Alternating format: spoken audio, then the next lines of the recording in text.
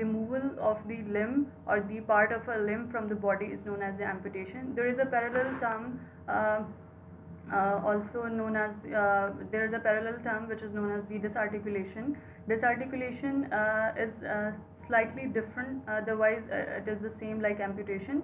The disarticulation is the removing or the cutting off of the limb through the joint, from a joint via joint segment. So the removal of a limb through a joint is known as the disarticulation, and the removal of the limb or the part of a limb from the body or of the body is known as the amputation. So if we talk about general, the lower limb amputations are very common than the upper limb amputation. There are some incidents or the incidence rate by which the amputation are occurring. So number one thing is the age. Many researchers and many literature shown that the age from the 50 to 70 years are most common. This age bracket is most common of the amputation patient. Gender, male are more prone or more involved in the amputation or the severe diseases that which leads to the amputation, which is about 75%, female 25%. Limbs, as I told you, that lower limb involves in a greater number, 85%, and the upper limb involves less, like the 15%. So indication, so these are the incidence rate of the amputation. Now the next is the indication of the amputation. The number one or the top of the list indication is the trauma or the road traffic accident, or for example the gunshot. These are the causes of the trauma or the reasons of the trauma by which the patient will go into the amputation. Malignant tumors or any tumors of the bone or the cartilage or the muscle, also indication for the amputation, which is reversible, which are not non-treatable or which are non-manageable, so ultimately will go to the amputation. Nerve injuries and the infections, obviously the gangrene or the extreme heat and cold or the burning sensations or any peripheral neuropathies or the peripheral vascular diseases or the vascular insufficiencies, which are called the PVDs or the PVIs. So peripheral vascular diseases or the insufficiencies also leads to the amputation. Congenital absence, yes, any male formation, congenital male formation, any disability or the any disorder which is congenital related to the bone or the muscle, and there if there is a surgical correction is needed or the simply removal of the body is needed, so the amputation will be preferred for that patient. So severe infection is also the indication of the amputation. There are some complications of the amputation like the hematomas or the leakage of the blood from that area. Infections, the patient are highly susceptible for the infection if the amputation is left opened, right? So necrosis, contractures, especially the flexion contractures or the tightness in the flexors are most common. Neuromas, stump pain, phantom pain or the phantom sensation. Phantom sensation or the phantom pain, what is it?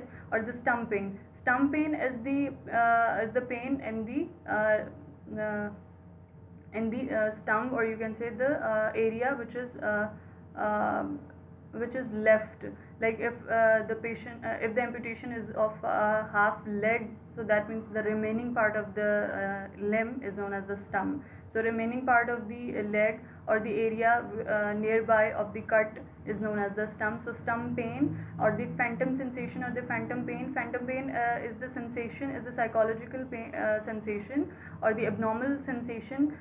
Patient feels the pain in the area or in the body part which is removed, that is not present or that is not attached with the body. So patient feels the pain. So this is a psychological disorder, and there are many therapies, or there are simply the biofeedback mechanism to remove the phantom sensation or the phantom pain.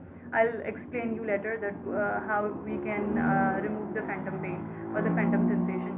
Hyperesthesia of the stump. Hyperesthesia is again the complicated symptom. Exaggerated responses of any sensation.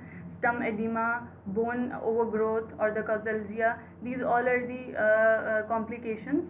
These all are the complications of the amputation. Flexion deformity complications, in which the most common deformities which physical therapist can deal is the flexion deformity. Deformity complicates the process of the prosthetic fitting and the ambulation. What is the prosthetic? Prosthetic is the artificial limb. After the surgical removal of the limb, there is a role of the prosthesis in orthosis.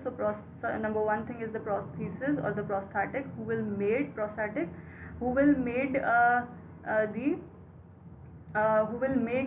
the limb artificial limb. So this is called the process of the prosthetic fitting and ambulation, that can be delayed by the flexion deformity or any kind of complication, any circulation complication, or the vascular complication, infectious complication, or you can say, or simply non-removal edema. If the edema lasts more, so that means the complication will be more, or the patient cannot ambulate as soon as possible. Hyperesthesia of the stum, as I told you, this is another annoying symptom, that is the difficult to control, means the exaggerated responses, any sensation, patient feel pin and needle sensations, and patient feel exaggerated responses, like very sharp responses, unbearable responses, and that can lead to the fear and many phobias among the patients. Circulatory disorder or the peripheral vascular disorders, PVD, reasons for amputation. There are multiple reasons or the indications of the amputation, but the topmost as the trauma, and the second one is the leading cause. The second leading cause is the peripheral vascular diseases or the PVD. Diabetic foot infection, peripheral disorder, number one thing is the diabetes and the sepsis. These two are the major factors that contribute in the peripheral vascular disorders and are the greatest cause of the or reason of the amputation. Diabetic foot infection or the gangrene, most common reason for the non-traumatic amputation other than the trauma, because the first leading cause is the trauma and after that is the peripheral disorder. And in the peripheral disorders, number one is the diabetes and the second one is the sepsis or the infection. Neoplasm, other than that, trauma, after trauma, peripheral diseases, after the PVDs or the peripheral diseases. Now the third point is the neoplasm or many type of carcinomas, just like the osteosarcoma, osteochondroma, and there are multiple other neoplasms or the cancerous bones or the bone cancers, that again leads to the major causes for the amputation. Other than that, trauma usually from the motor vehicle and the gunshot, as I told you earlier. So level of the amputation, there are terms for the level of the amputation. For example, partial toe. Partial toe amputation means the excision of any part of one or the more toes. Toe disarticulation means from the joint. It is indicated or it is identified that disarticulation means the removal of the body part from the joint. So the toe disarticulation means the removal or the disarticulation of the part from the MTP joint. Right, partial foot resection and so on. So these are the basic terms that surgeon can use, or that any trained person like the physical therapist, occupational therapist, prosthetic and orthotics.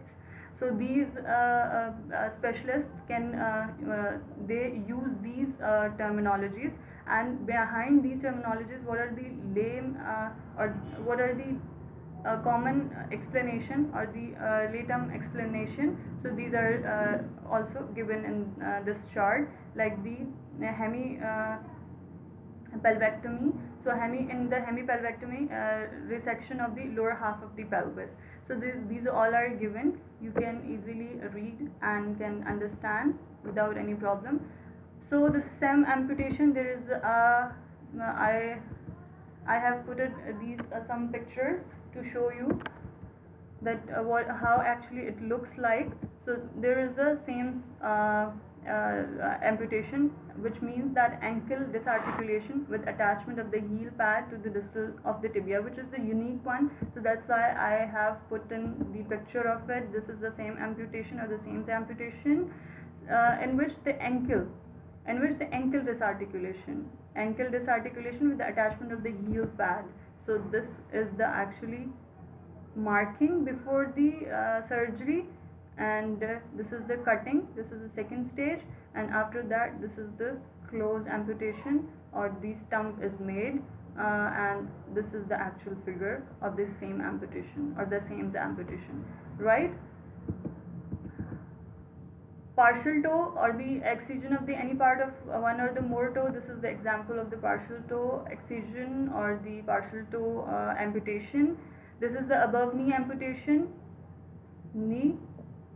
There are one type in which the below knee amputation, and the second type is the above knee amputation. So this is the example of the above knee amputation in which you can see this is the prosthetic after the surgery. Prosthetic has been implanted.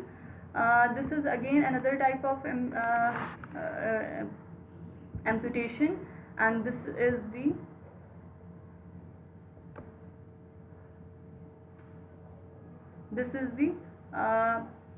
hemi.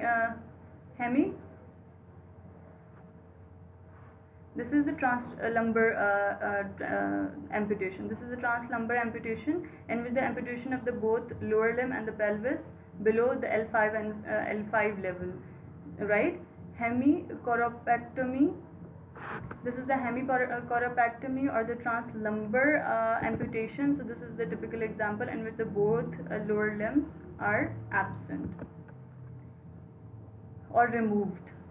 Principal consideration to the amputation. Principal consideration like the preservations of life. If there is a life-threatening condition, this is the very hard decision taken by a surgeon, or usually this is not the common treatment choice. But if there is a life-threatening condition and no other way to save the life, so for the preservation of life, for the preservation of life, you can go for the amputation, or the surgeon can take decision for the amputation simply. Improvement of the general health, like infection and other traumas that are providing the hindrance in the general health improvement. So again leads to the amputation. Restoration of the function, if there is a misalignment or there is a bony disorder, diseases or dysfunctions or disabilities, and the patient is unable to perform many functions. So for the restoration of the functions or the physical activity, amputation is important. Reduction of the pain, for this also the consideration of the amputation is considered. This is the team according to the book O'Sullivan, Suzanne O'Sullivan, which is titled by the physical therapy rehabilitation. So these are the team members that perform or that can work with the amputee person, like the physician, physical therapist. As I told you that this is the multidisciplinary approach or multidisciplinary team in which the physical therapist will work, in which the physician will work, in which the prosthetist, occupational therapist, social worker, dietitian, and vocational counselor at the end, but not the least. Last but not the least, vocational counselor will work. So the physician, it's the chief coordinator which communicate and coordinate with all the team members, and as well as will keep eye on the patient general health and stump related health, or the stump related complications and the problems or the secondary complication, and if needed then direction will be given to any team member by the physician. Other than that, physical therapist will work for the mobility and work for the gross function. Prosthetist, of course, will participate in making the artificial limb, and then how to wear and how to remove that prosthesis. This education will be given by the prosthetist. The occupational therapist will work on the some hand movements or some hand related work. Social worker will work for the financial purposes, financial problems, cope up with the financial, how the patient can, or the health family simply cope up with the social and the financial problems by communicating with any NGO or some other organizations. Dietitian, of course, will work with the diet guidance, will give the diet guidance, and vocational counselor after the whole management, after the whole healing processes and treatment or the management. Now there is a work of the vocational counselor, that he or she guide the patient and train the patient for the placement and training and for the job purposes. Rehabilitation of the lower limb amputation, because lower limb it involves 85% of the incidence rate, so we will discuss about the lower limb amputation, which is common. Pre-operative, there are some stages of the rehabilitation. Pre-operative period, before the operation, before the surgery, before the removal of the body part, and the second is the post-operative, and in the post-operative, pre-prosthetic stage and the prosthetic stage. Before the prosthetic implementation or the implantation, and the prosthetic, and after the prosthetic, means after the application of the prosthesis. So these are the stages or the phases of the rehabilitation, either in the lower limb or in the upper limb as well. So pre-operative period or the pre-operative stage, physical therapy assessment. Number one thing, physician will do its own work, like the other systemic review and some basic tests and labs, and other than that. What physical therapist will do? Physical therapist will assess the patient thoroughly by checking or by calculating or by measuring the muscular strength, by muscular strength of the upper limb and the lower limb as well. Upper limb, trunk, lower limb, as well as apart from the affected limb before the level of the amputation. Almost whole body, like the trunk, lower limb and upper limb, all body required or need the muscular strength checking. So therapist will check by applying the manual muscle testing. And the manual muscle testing, this is again this is another topic. By MMT or the manual muscle testing, we perform or we can check the muscle strength. This is the grading system. Manual muscle testing is the grading system in which the 0 to 2 or 1 to 5 grades are present. 5 is the maximum strength, and the 0 or the 1 is the no strength, or you can say the muscle have 0 strength.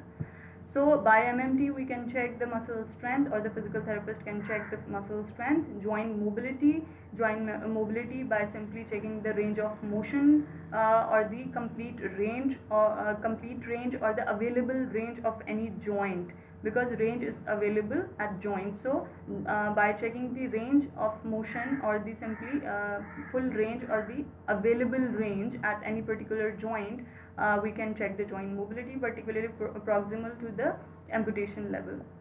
Almost complete body, but especially or the particularly proximal to the amputation level, because that part will suffer a lot, or will suffer more after the amputation. So it is mandatory to check the proximal or the surrounding area of the amputation, because we have to work more on that area. Respiratory functions, because after the amputation, patient will be in the bed rest, so respiratory function might be in the future, respiratory function will be disturbed. So that's why it is important before the surgery or before going into the amputation, it's important to check the respiratory function with different spirometry or the different deep breathing exercises. You can check the respiratory function. Balance reaction in the sitting and the standing. Before, this is all about this is all I am talking about the before or the pre-operative assessment. So check the balance. If there is a poor balance in the sitting and standing, so we have to focus the balance improvement exercises, or the balance simply the balance strategies. We have to work on the balance of the patient. Functional ability Functional ability, how much patient is independent or is the functional. This is again the assessment and criteria. Vision and the hearing status. This is also important for from the medical point of view, because it can hinder in the recovery period after the surgery, or we have to plan some special equipments or some special hearing aids or the some other equipment modalities for the patient, for the better improvement and the early improvement or the early healing. Social assessment include the family this is the physical assessment, and now the second is the social assessment. Social assessment includes the family and the friend support, because this is very much important. um,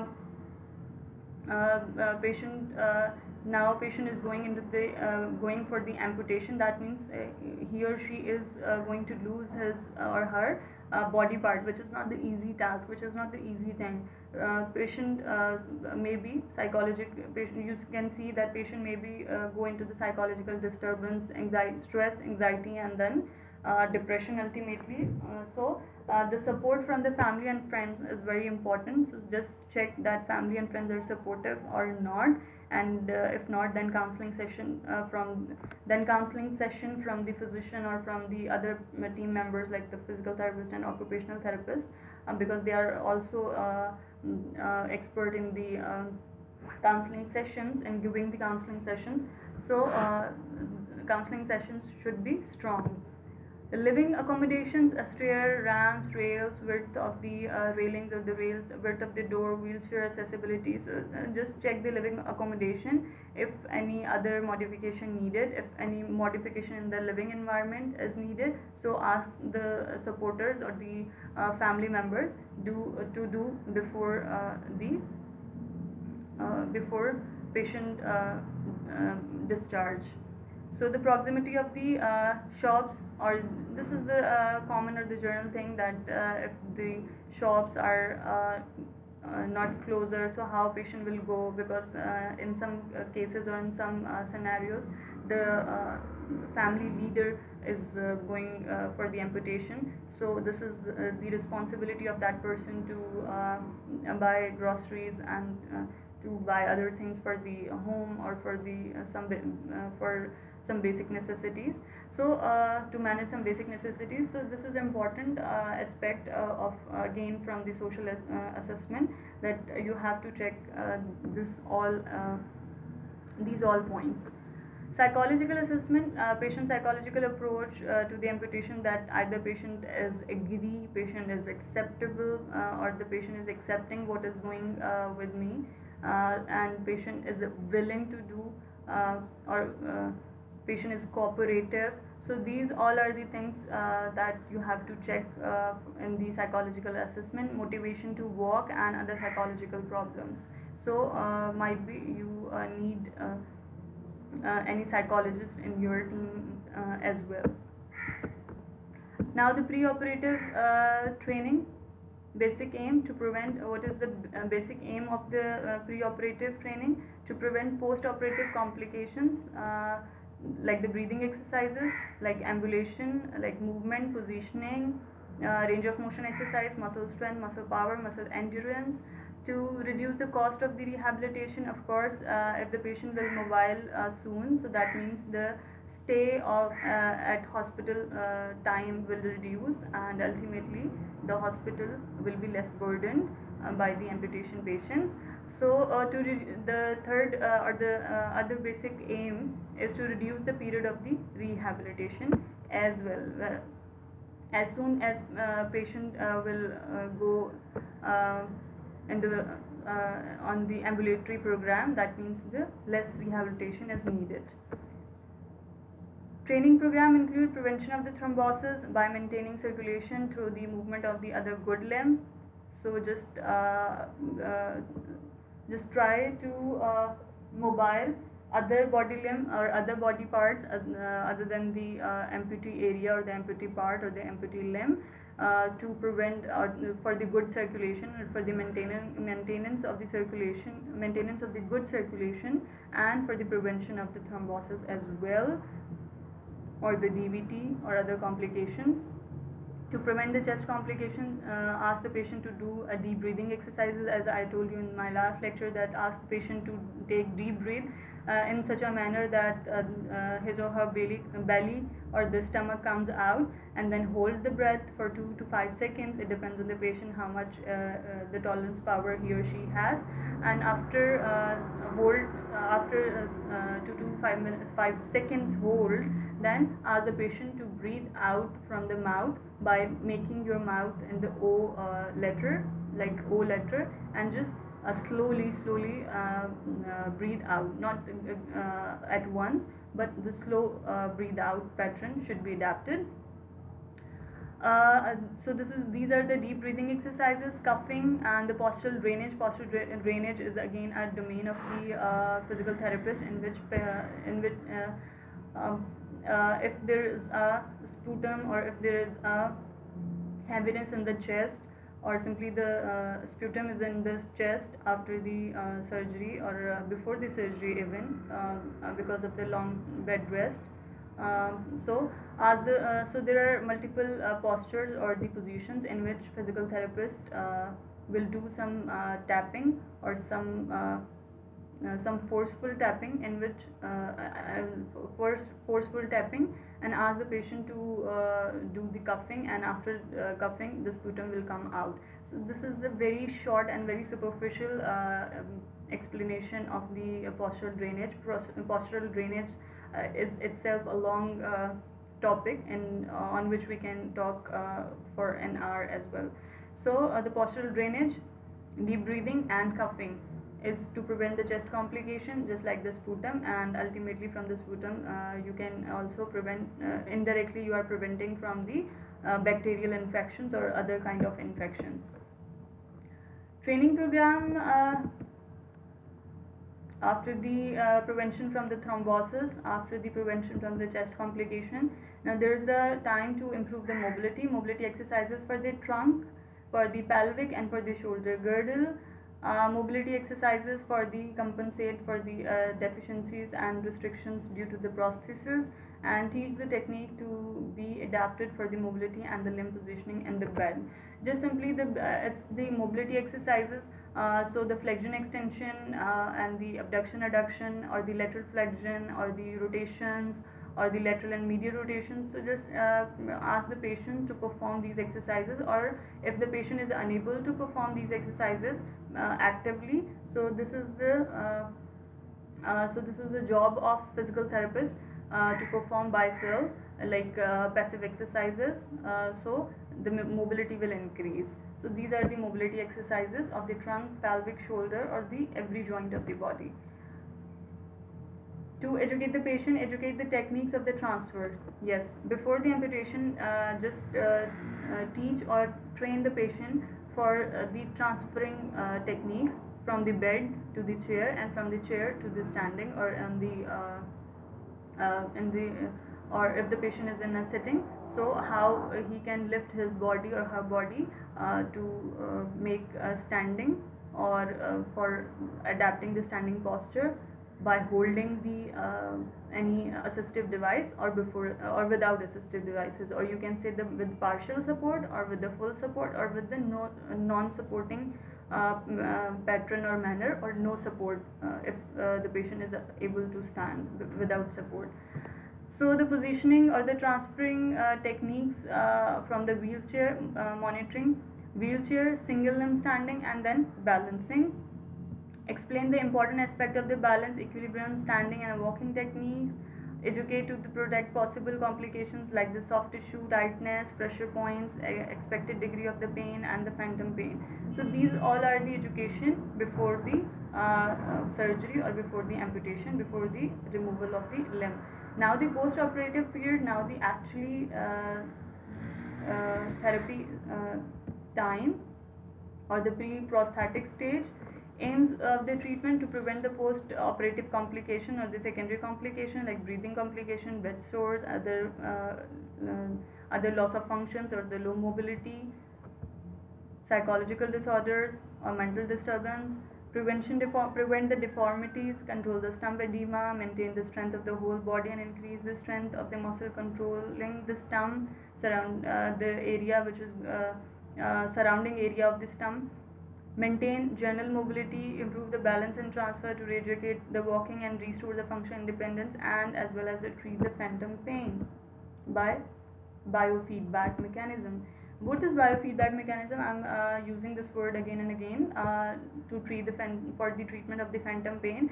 Biofeedback is the treatment in which place the mirror in front of the patient and ask the patient to see his or her limb which is not actually present, or which is cutted off, or which is removed, which is not present. So by seeing and by visual cues, patient will try to understand and will try to make herself or himself understand that now that area of the body or that part of the body is no more. So by this adaptation, phantom pain or the problem of the phantom pain can be resolved. So this is called the biofeedback. Prevention of the post-operative complication, breathing exercises, again this is repeating. Brisk ankle and the foot exercises for the unaffected leg to prevent the circulatory complications. Again, this is the same point that we have told to patient before the surgery. Now again after the surgery, same protocol after the surgery. These exercises are given from the first day onward until the patient ambulate. Positioning in the bed, stump should be parallel to the unaffected leg without resting on the pillow. Maybe on the resting on the elevation of the stump or the increasing the angulation of the stump cause any disturbance in the circulation. Just try to place the stump parallel with the unaffected leg. Patient should lie as flat as possible and progress to prone lying when drains are out. If there is no any drains attached to the body, so just try to ask to the patient, try to do in bed mobility exercises, like I told you, from the supine to the prone, or from the initially from the supine to the sideline to the prone, and then reverse and then opposite side. So just ask the patient to do these kind of exercises. If the patient is also having some cardiac issues or some other neurological disorders or disturbance, so the prone lying may be prohibited in some cases. Yes, here it is. Patient with the cardiac and respiratory problems may discomfort in the prone lying brought to supine. So just not ask patient to go into the prone lying position, or the prone lying position is contraindicated for these problems or for such patients. Prolonged sitting on the soft mattress can predispose to developing the hip flexion deformity. So just avoid the long sitting or the prolonged sitting. Exercise to counteract the deformity. Strong isometric quadricep exercises, as you have the concept of the isometric or the isometric quadriceps exercises.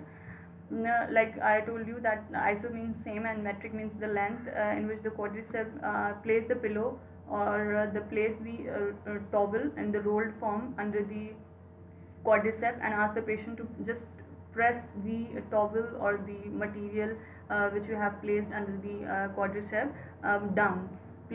Press the that towel towards downward direction. Hip extensors and the isometric exercises. Hip extensor exercises and adduction isometric exercises. I'm going to explain you what these are actually. Hip extensor and abduction isometric exercises. Progression is made for the free, active and resisted stump exercises. Stump should be rest on the board when sitting in the wheelchair. This is the stump board. Do not ask patient to hang the stump in the air while sitting in the chair. So always prescribe this kind of chair in which this is the stump board, which is always be implanted or present. So place the stump on the stump board. So this is called the stump board, or the stump should be rest on the board when sitting in the wheelchair. Prolonged sitting with the knee flexion should be avoided because flexion contracture or the flexion deformities are common in these patients. So that's why these positions are favorable for the flexion contractures. So avoid these positions. Flat-worn floatron is a stump in which the stump is placed. Just a second, there is a azan time. Okay, so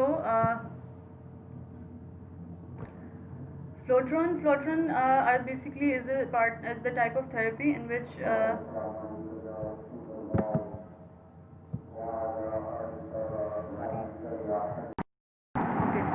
so another type of treatment or the control is known as the floatron, in which the stump is placed in an invaginated plastic bag or simply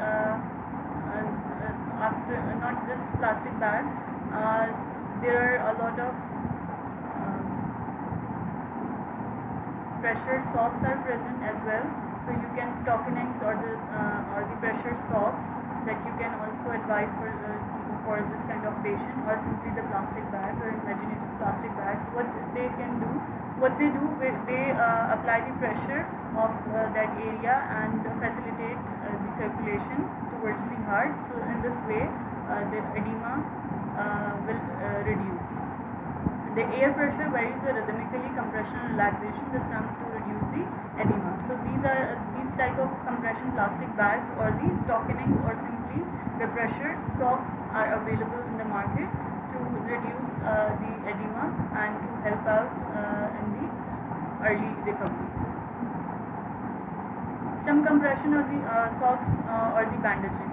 So after the compression bags, there are the compression socks, and there are some evidence that bandaging or the tight bandaging or the pressure bandaging is also helpful in the improving the circulation or in releasing the edema.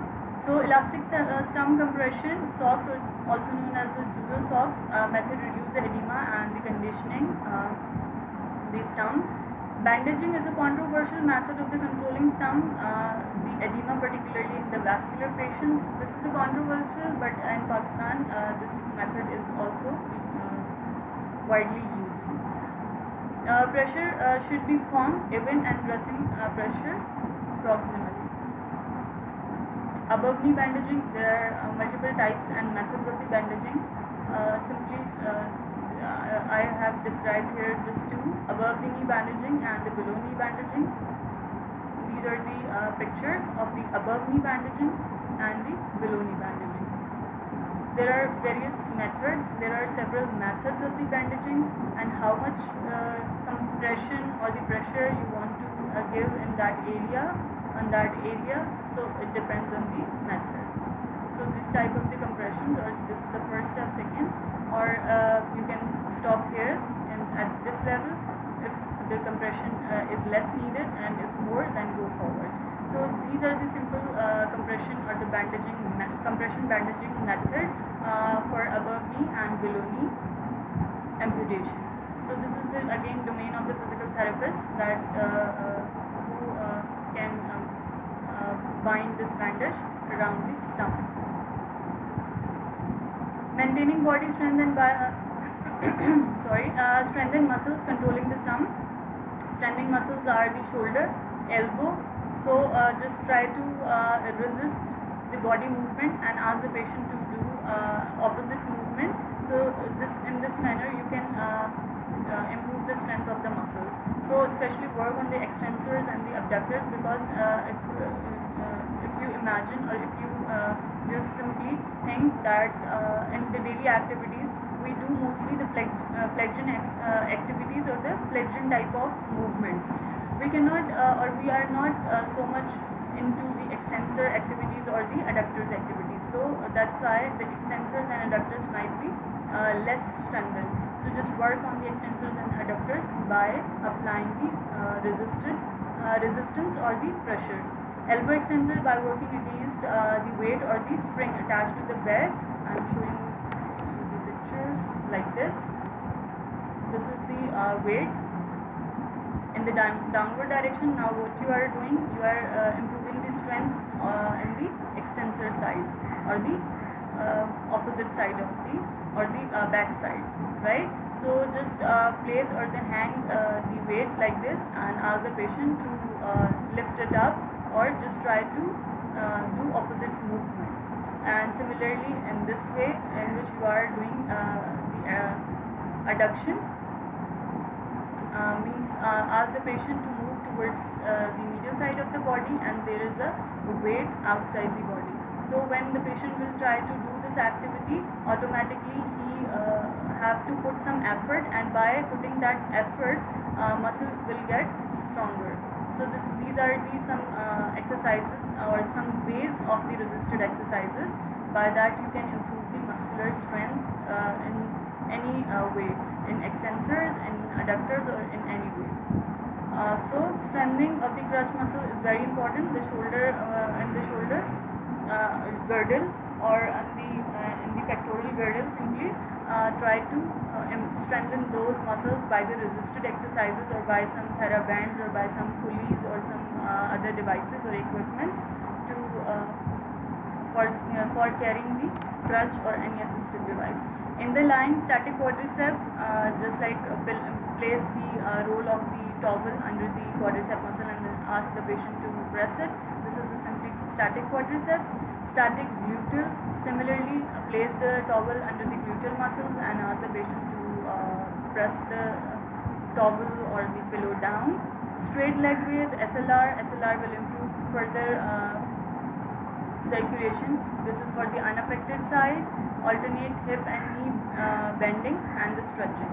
So bending and the knee stretching of the opposite side will again improve. Stretching exercises always improve the mobility. Always keep remember that stretching improves the help in improvement of the mobility or of the muscles, and the knee bending or hip and knee bending is required or is needed for the unaffected side. Stump exercises, I told you earlier that do this type of resisted exercises. So the manual resistance, weight pulley. Manual resistance means the resistance applied by the hand or by the therapist's hand or by any other person. Or the mechanical resistance, like the weighted pulley. There is a pulley like this is the pulley, example of the pulley weighted. Spring. There are therabands. This is the example of the theraband. This is the theraband applied to a patient. So there are manual resistance, means the resistance applied by a physical therapist or any other person. A weighted pulley, spring, and theraband. So these are the typical examples or the ways by that you can apply the resistance to any body on the stump area, or as well as on the other non-affected limb or the upper limb as well. Improve the balance and transfers. Balance in sitting position by encouraging the balance reaction, tapping and trunk stabilization. Training of the transfer techniques like wheelchair to bed and bed to wheelchair, wheelchair to toilet, or the little walk or ambulation. So just try to help in improvement of the balance training and the training of the transfer techniques.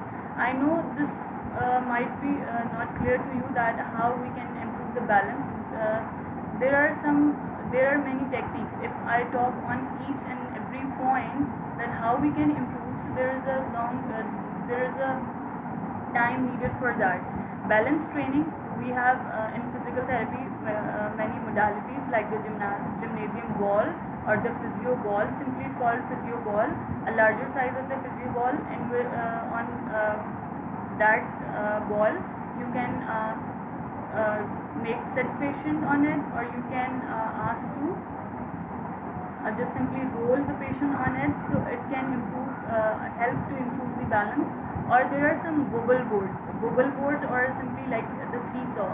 On that, patient have to stand, or patient have to balance him or herself to prevent the fall. So by that the patient can also improve the balance. So So there are multiple ways of improving the balance and training, and for each and every point, for the description of the definition or defining or the methods how to improve that, I need a lot of time. So there is a superficial view that how we can improve the balance, strength, endurance, power, or how we can teach the transfer training by support of the patient, by the support of the therapist, and by the support of any assistant. So try to teach the patient how to move from the wheelchair to bed, simply from the wheelchair to bed, or from the bed to the wheelchair, or the wheelchair to the toilet. Just first move your lower body and then upper body, and then by the help of the upper extremity, shift your whole body towards to the wheelchair. So this is the way, or these are the steps. By following these, you can easily teach patient or train patient to shift from the one place to another place. Walking re-education, partial weight bearing in the parallel bar. This is the parallel bar. On your right hand side, the patient is walking, the amputee patient is walking under the parallel bar. So this is called the parallel bar. The patient can hold from both sides to maintain the balance and to resist from fall. So partial weight bearing in the parallel bar, 5 to 10 days post-operatively. Initially the full weight bearing and then the partial weight bearing. Weight bearing, it depends on the limb. If the patient is using only the one limb for the weight bearing, this is called the partial weight bearing. And now the patient is also after some time, after some sessions, and after gaining the confidence, now patient is able to also put the part, or also applying the putting the weight on the other affected part, or the simply artificial limb. So this is called the complete weight bearing or the full weight bearing. So initially partial weight bearing in the parallel bar means only the one whole body weight is going on the one lower limb. 5 to 10 days post-operatively, patient should wear the normal dress and a good walking shoe, and unaffected on the unaffected side, just to feel good and just to feel normal and just to balance him or herself well. Initially prefer training in the stable surface and progress to unstable surfaces from the walking in the mud. Right? First start from the plain surface or from the normal surface, and then if once the patient is mastered in the walking under the parallel bar on the normal surface, then just try to make hurdles, just try to create the hurdles, and just ask the patients to cross these hurdles or those hurdles, and or simply you can change the surface as well, like the mud, like you can place the stones or some other hurdles. That could be the complex exercise, or that could be difficult for the patient to cross that hurdles. So by that education, patient can when patient will go into the community, so he or she will not feel or face any kind of discomfort or problem. So now till this slide we have completed all the types of amputation, and then after types of amputation, what will be the physical therapy treatment. Now lastly there is the role of the prosthetic, and very important or essential role of the prosthetists in the management of the amputation. So so I have decided to take a quick review on the prosthetic stage. So what is the prosthetic stage, and what is the main aim of the prosthetic stage? As you know that prosthetic stage means when prosthesis has implanted, or the prosthesis is designed, and as well as the patient has wear that prosthesis. To understand the components of the prosthesis, the independently fitting and removing of the prosthesis, and checking its fit, because this is not the easy task to all the time, because you cannot wear the prosthesis 24 hours. You have to remove the prosthesis in the night time or in the sleeping time. So removal and then again wearing is not the easy task, and initially is not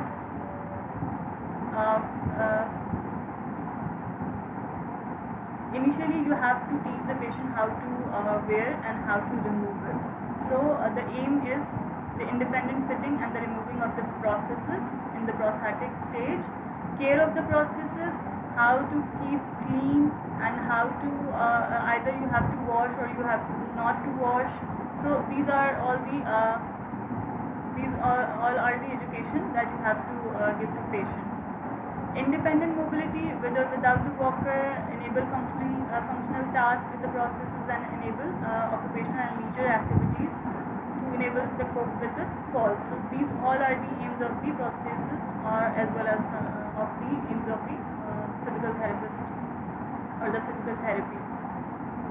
Type of the prosthesis, there are the main two types of the prosthesis: temporary prosthesis and the final or the definitive prosthesis.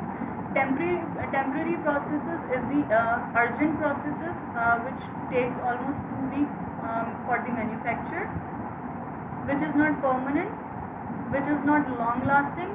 Ultimately you have to go to the final or the definite prosthesis, and but initially when when the patient's tongue is not shrinked or it is still swollen, so in this time or at this stage you have to give to temporary prosthesis. Once the edema has subsided or once the swelling is removed, now we'll go to the final or the definitive prosthesis, because the size and might be some shape of the stump will change before and after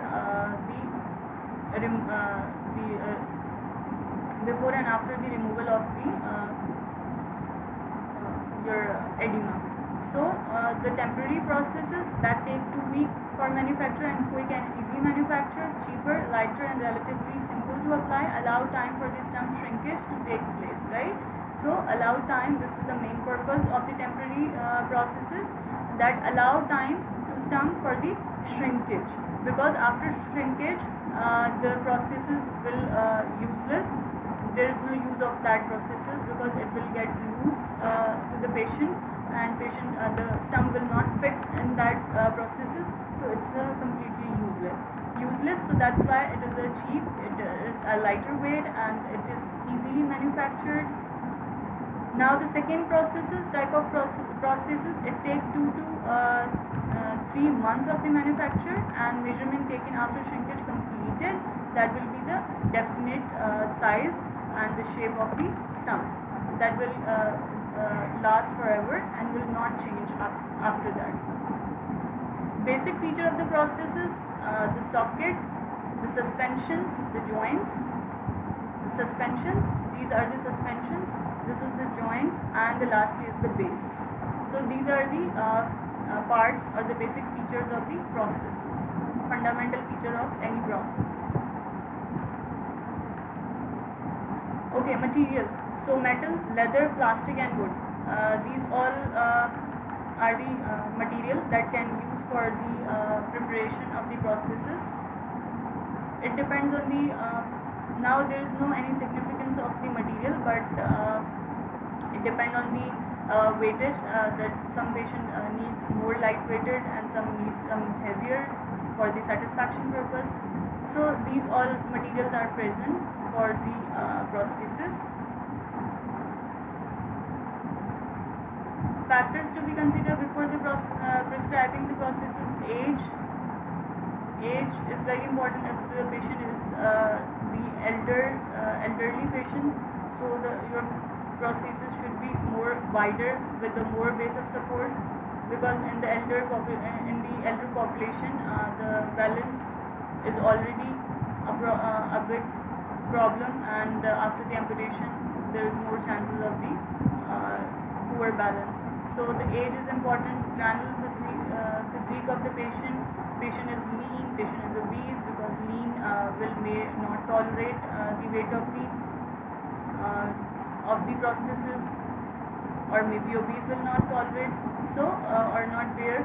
So the general physique of the patient will matter or will be considered. Mental conditions, length of the stump, status of the stump, level of the amputation, strength, range of motion, mobility related to the body segment, requirement of the job, and the daily living. So these all are the factors.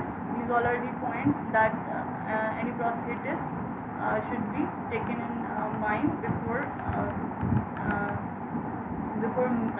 making or before manufacturing the prosthesis.